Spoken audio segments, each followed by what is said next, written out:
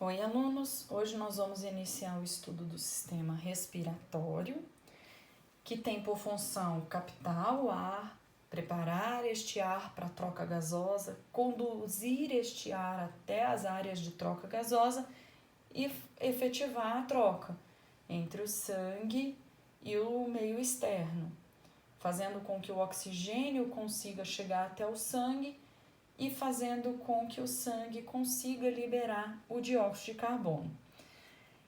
Anatomicamente, eu posso dividir o meu sistema respiratório em vias de condução, que são as estruturas que vão fazer toda a condução e preparação do ar até as áreas de troca, e áreas de troca, onde eu vou ter efetivamente a troca gasosa. Então, nós vamos começar pelas vias de condução.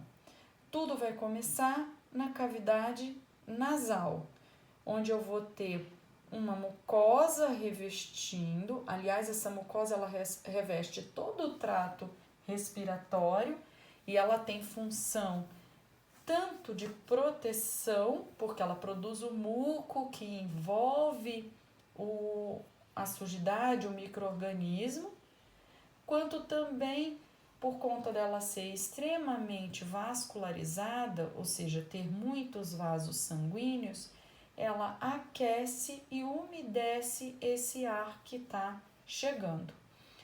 Na cavidade nasal, eu vou ter a concha nasal superior, a concha nasal média e a concha nasal inferior, e entre elas o meato nasal superior, meato nasal médio e meato nasal inferior, que são reentrâncias, invaginações e evaginações, tanto ósseas quanto cartilaginosas, para que eu aumente a superfície de contato entre o ar e a mucosa da cavidade nasal. Assim eu consigo umidificar mais, aquecer mais, filtrar mais este ar.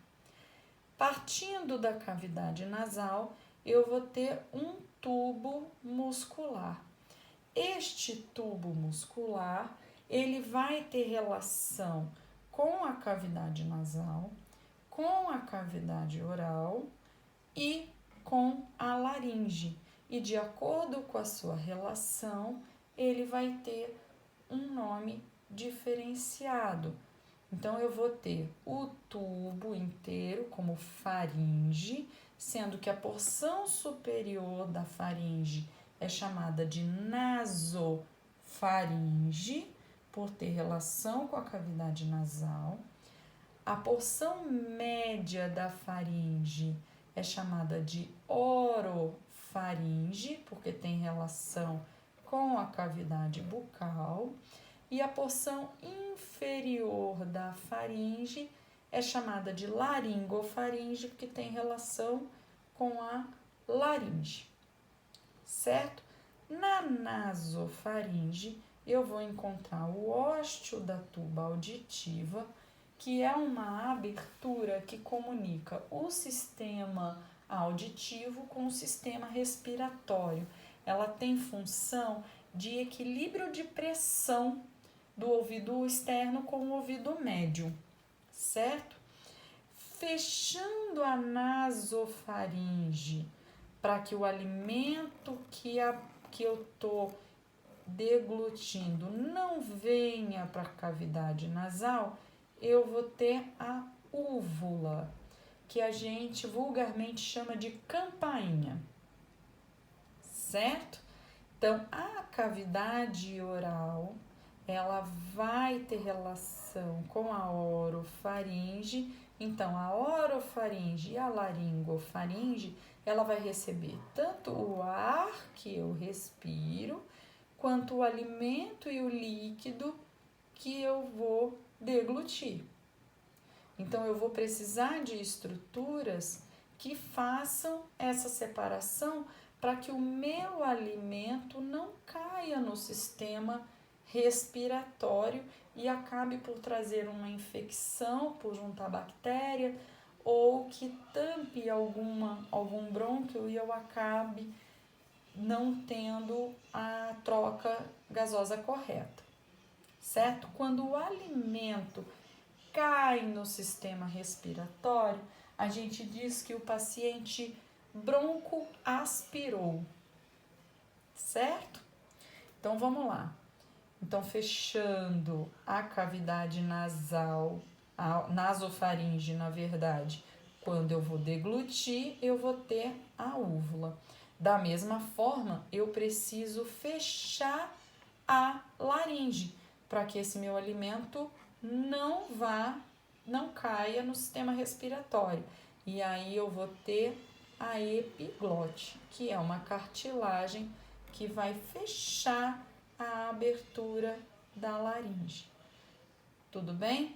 Então, cavidade nasal, concha nasal superior, concha nasal média, concha nasal inferior, meato nasal superior, meato nasal médio, meato nasal inferior, ósteo da tuba auditiva, úvula, nasofaringe, orofaringe, laringofaringe, epiglote. A epiglote já faz parte da laringe, certo?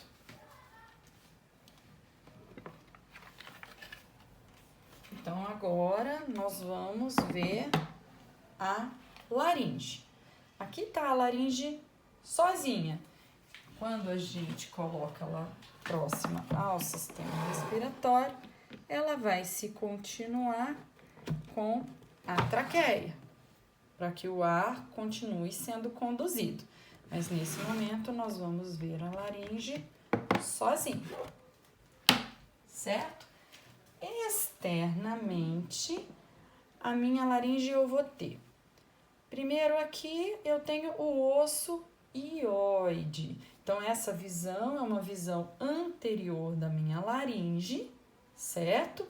Então, eu vou ter o osso hioide, a cartilagem tireoide e a cartilagem cricoide, certo? Posteriormente, eu vou ter aqui uma parte da musculatura da laringofaringe e aqui já começa a musculatura que vai se fechar para esôfago. Vou ter a abertura da laringe, que a gente também chama de ádito da laringe, e vou ter a epiglote, que é ela que vai fechar essa abertura da laringe. Quando eu abro a laringe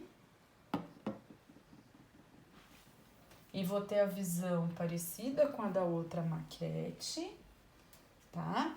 Eu vou ter a abertura da laringe, então aqui eu vou ter na frente, no caso posterior, né? Porque anteriormente aqui, posterior, a abertura, eu vou ter a laringofaringe, a abertura da laringe, que é chamada de ádito da laringe, epiglote, certo?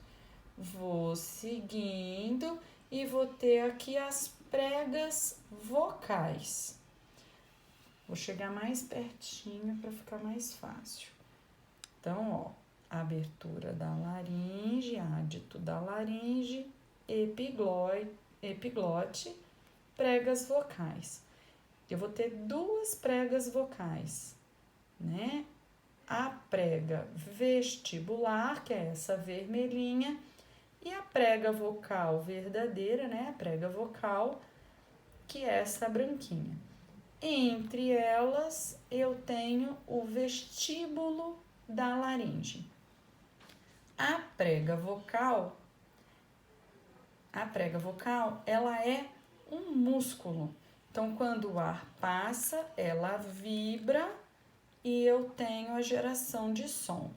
Então, ó, abertura da laringe, epiglote, prega vestibular, prega vocal, entre elas, ventrículo da laringe. Tudo bem? Então, agora vamos continuar. Acabou laringe, eu entro na traqueia.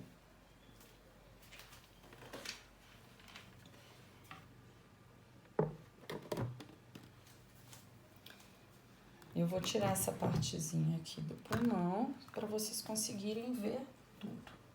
Então, a traqueia, ela é um músculo que passa posterior tanto à cáva quanto à aorta, certo?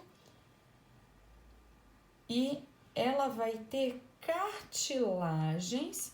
Essas cartilagens, elas são em forma de C. Ou seja, posteriormente, eu não tenho cartilagem, ela não fecha inteira. Eu vou ter músculo liso,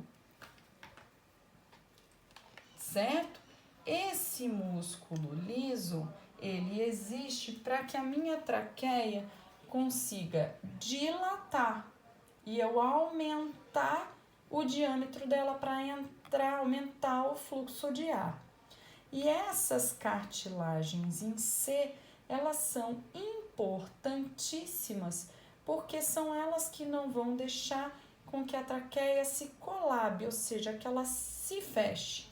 Então, eu tendo em C, eu vou ter músculo liso nessa região, então eu consigo dilatar e contrair, mas em momento nenhum eu vou colabar, vou fechar. Ok? Entre os anéis cartilaginosos, eu também tenho músculo liso, para que a minha traqueia consiga ter mobilidade. Combinado? A traqueia, ela vai até a sua bifurcação, que é chamada de carina. Então, a carina é o nome da bifurcação da traqueia em brônquios principais, certo? Cada brônquio principal, ele vai ser bifurcado no lado esquerdo e vou ter divisões dele. No lado direito são 3, que são os brônquios lobares. Do lado esquerdo são 2 brônquios lobares, porque eu vou ter 2 lobos. Daqui a pouquinho a gente vai falar disso. Então, é o brônquio lobar superior, brônquio lobar inferior. Do lado direito, eu vou ter 3 brônquios lobares. Brônquio lobar superior direito, brônquio lobar médio direito, brônquio lobar inferior direito. Então, superior, médio, inferior. Os brônquios principais, eu vou chamar brônquio principal esquerdo, brônquio principal direito.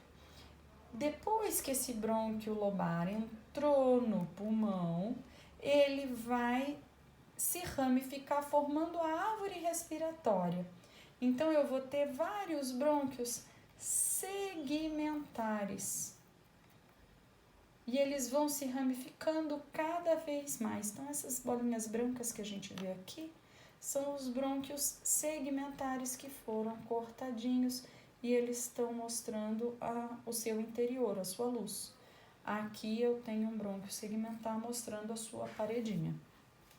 Ok? Tranquilo? Vamos continuar?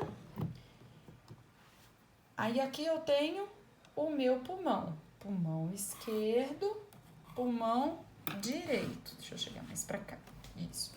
O meu pulmão, ele tem em sua base o diafragma, certo? O diafragma, ele é um músculo que tem um centro tendíneo e ele se insere nas costelas. Então, toda vez que ele se contrai, ele desce, certo?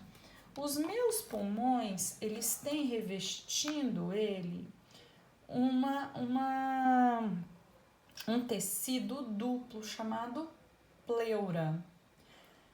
A pleura que fica grudadinha no tecido pulmonar é chamada de pleura visceral.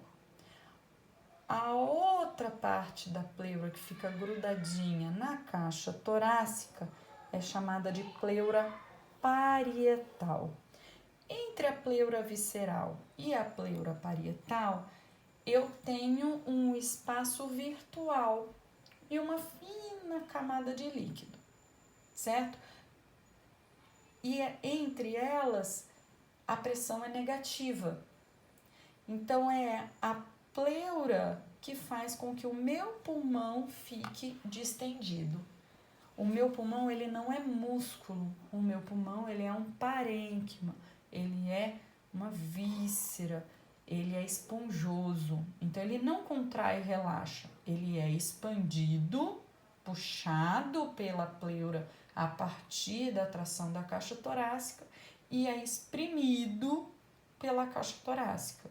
Então, todo o movimento pulmonar, ele se dá por diferença de pressão, certo?